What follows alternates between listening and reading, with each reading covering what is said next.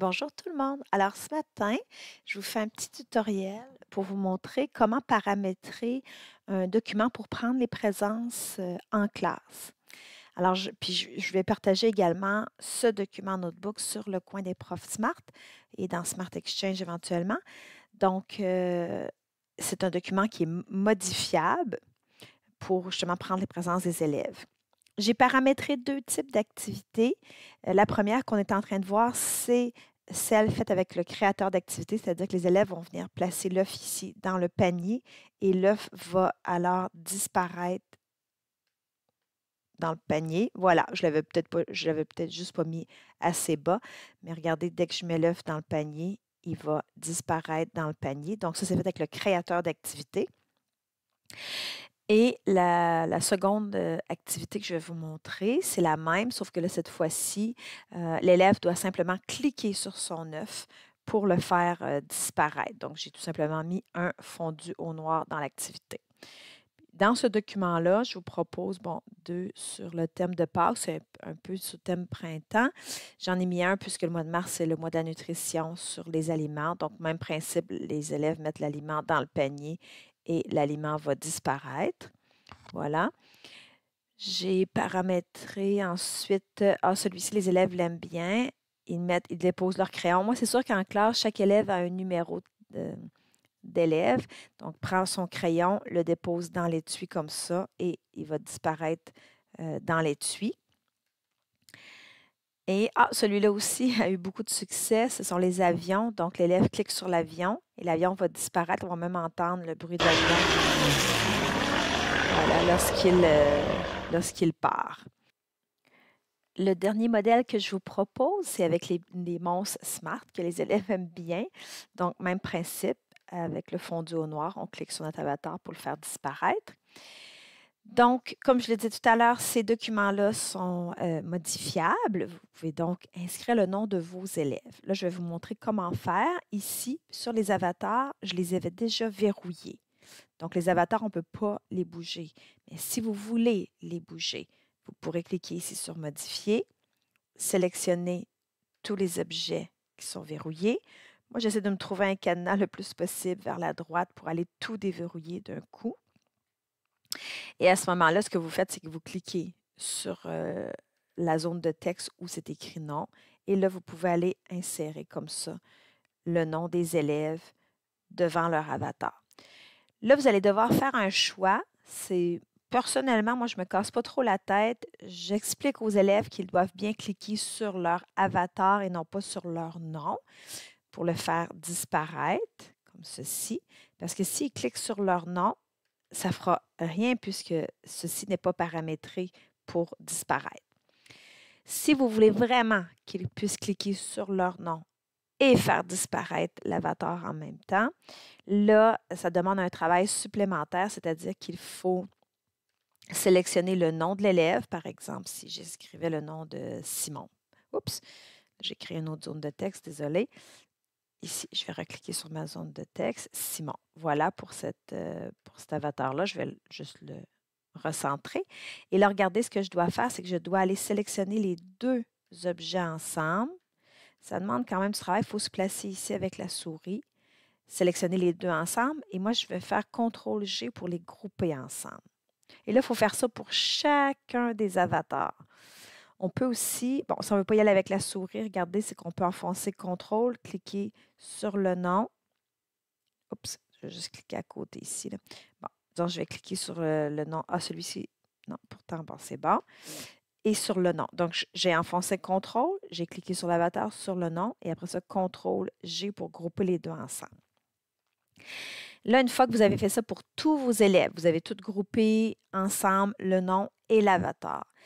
À ce moment-là, il va falloir que vous alliez reparamétrer le fondu. Parce que regardez, si je clique ici sur ceux que j'avais déjà paramétrés, le fondu au noir, il n'y a pas de problème. Mais sur mes deux nouveaux objets ici, ça ne fait absolument rien.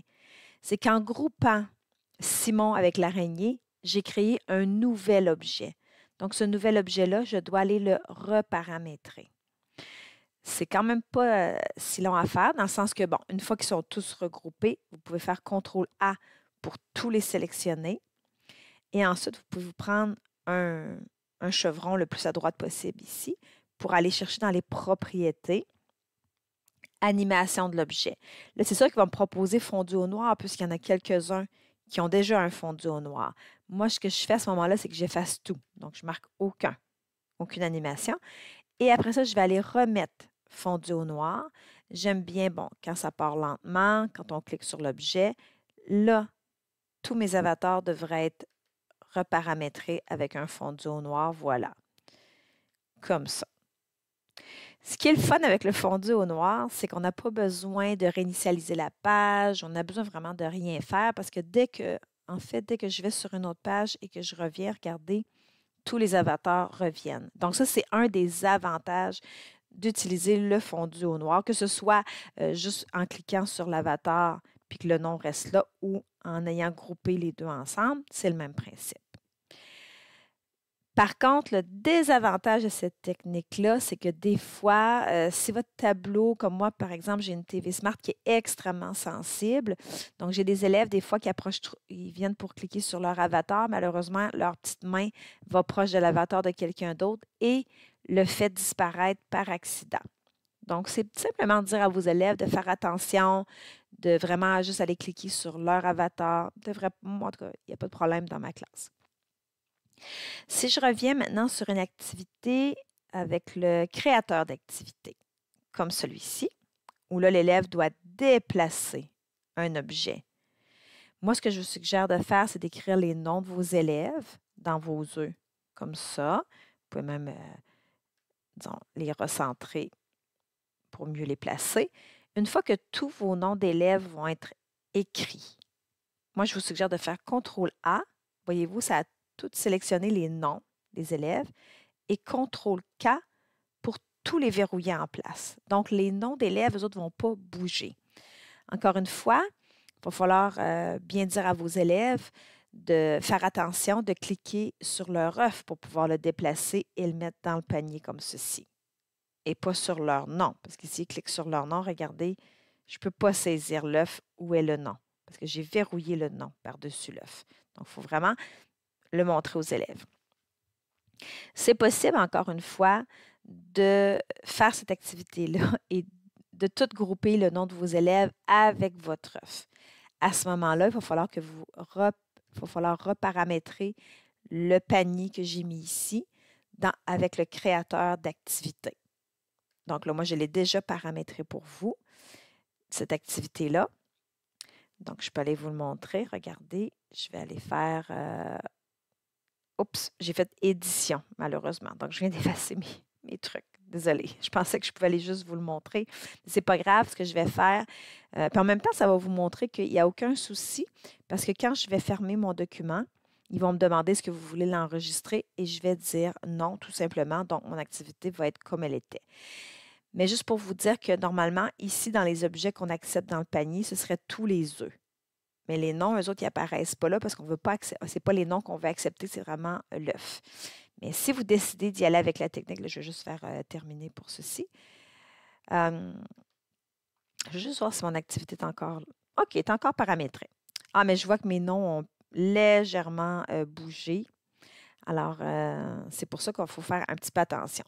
Moi, je vais réinitialiser, vu que je n'ai pas enregistré les modifications qu'on vient de faire pendant la démo, je vais réinitialiser ma page. Puis regardez, personnellement, moi, j'aime mieux utiliser ce bouton-là, réinitialiser la page.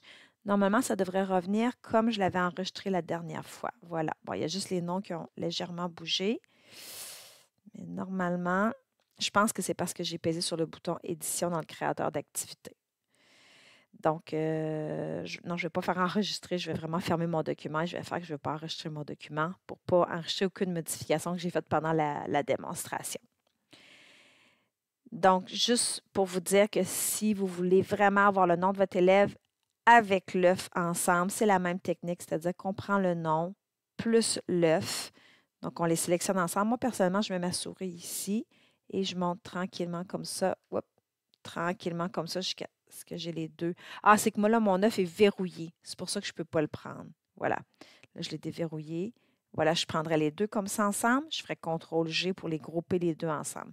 Comme ça, l'élève va pouvoir venir mettre son œuf dans le panier. Là, il ne disparaît pas, puis c'est tout à fait normal, c'est que je viens de créer un nouvel objet. Donc, cet objet-là, le créateur d'activité, lui, il ne le reconnaît pas.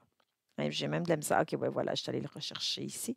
Donc, comme c'est un nouvel objet que j'ai créé, je vais devoir aller dans le créateur d'activité ici et aller bon, il faut quand même que je clique sur mon objet que je veux. Je vais dans le créateur d'activité et je vais aller éditer. Donc, je vais aller ajouter le nouvel œuf que je viens de créer ici.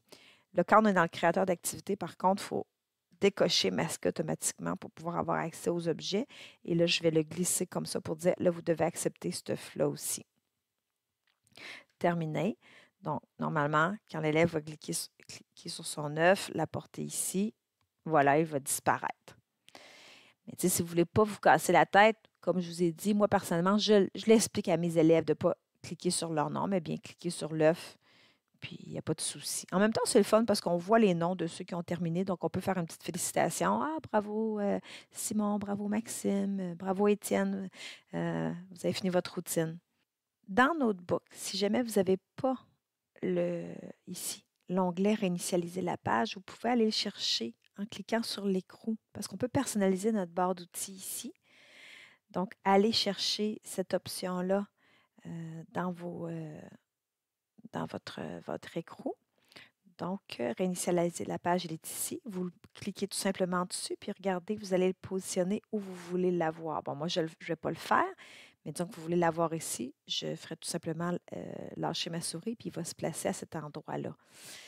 Même chose quand on veut enlever, par exemple, regardez, si je voulais l'enlever, je le prendrais, puis je le remettrais ici dans les outils. Puis regardez, je vais aller le remettre. Je vais le prendre et je vais le glisser exactement où je veux l'avoir ici.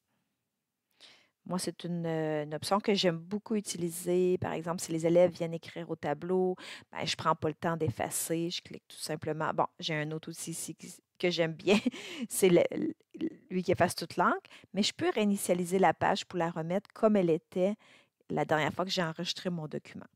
Sinon, si vous ne voulez pas vous casser la tête, c'est que quand vous allez fermer votre document, il va vous demander est-ce que vous voulez enregistrer les modifications. Vous cliquez tout simplement sur non. Donc, la prochaine fois que vous allez le réouvrir, il va être exactement comme il était la dernière fois que vous l'avez enregistré. Voilà, c'est mon petit tutoriel pour voir comment modifier un document de présence dans Notebook.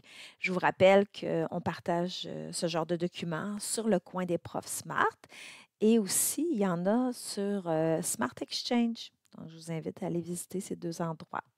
Bonne fin de journée tout le monde!